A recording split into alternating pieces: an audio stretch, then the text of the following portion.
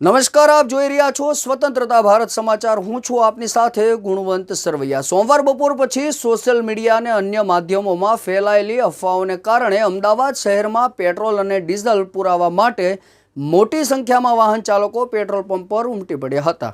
અમદાવાદ સહિત સમગ્ર ગુજરાતમાં સ્થિતિ એવી સર્જાઈ કે સામાન્ય દિવસોની સરખામણીએ પેટ્રોલ વેચાણ પણ 3 ગણું વધી ગયું હતું। સૂત્રો અનુસાર માત્ર 48 કલાકમાં જ શહેરમાં અંદાજે 37 કરોડ રૂપિયાથી વધુની કિંમતનું પેટ્રોલ ડીઝલ વેચાઈ ચૂક્યું હોવાનો અંદાજ છે। પેટ્રોલ પંપના માલિકોના આંતરિક સર્વે મુજબ અમદાવાદમાં સામાન્ય રીતે રોજ સરેરાશ 4 લાખ લીટર પેટ્રોલ અને 8 લાખ લીટર ડીઝલનું વેચાણ થતું હોય છે।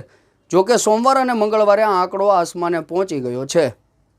જી હા, આ 2 દિવસોમાં અંદાજે 12 થી 15 લાખ લીટર પેટ્રોલ અને 20 થી 25 લાખ લીટર ડીઝલનું વેચાણ થયું છે। એટલે કે કુલ 32 લાખ લીટરથી વધુ ઈંધણ લોકોએ ટાંકીઓમાં ભરાવ્યું છે। સંગ્રહખોરી રોકવા માટે કાયદો વ્યવસ્થા જાળવી રાખવા માટે ગાંધીનગરના અન્ન અને નાગરિક પુરવઠા વિભાગે તાકીદે પરિપત્ર બહાર પાડ્યો છે, જેમાં હવેથી પેટ્રોલ પંપો પર માત્ર વાહનોની ટાંકીમાં જ પેટ્રોલ ડીઝલ ભરી શકાશે। કોઈ પણ ગ્રાહકને કેરબા બોટલ કે બેરલમાં ઈંધણ આપવામાં આવશે નહીં। જો કોઈ વિક્રેતા કૃત્રિમ અછત ઊભી કરશે અથવા સંગ્રહખોરીમાં સંડોવાશે તો તેની સામે આવશ્યક ચીજવસ્તુ અધિનિયમ 1955 હેઠળ કડક કાર્યવાહી કરવામાં આવશે। સોમવાર જે રીતે પેટ્રોલ પંપ પર વાહન ચાલકોની કિલોમીટરો સુધી લાંબી લાઈનો જોવા મળી હતી અને અરાજકતાનો માહોલ હતો, તેમાં મંગળવારે થોડો સુધારો જોવા મળ્યો છે। મંગળવારે પણ ભીડ તો હતી, પરંતુ સોમવારની સરખામણીએ પેનિક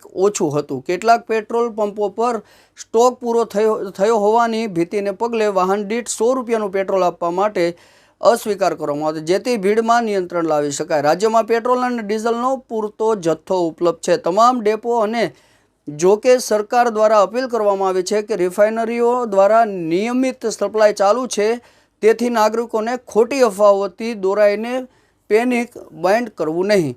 આ રિપોર્ટ તમને કેવો લાગ્યો તે કોમેન્ટ બોક્સમાં જરૂરથી જણાવજો અને સ્વતંત્રતા ભારત સમાચાર ચેનલને સબસ્ક્રાઇબ ન કરી હોય તો સબસ્ક્રાઇબ પણ કરી લેજો। આભાર।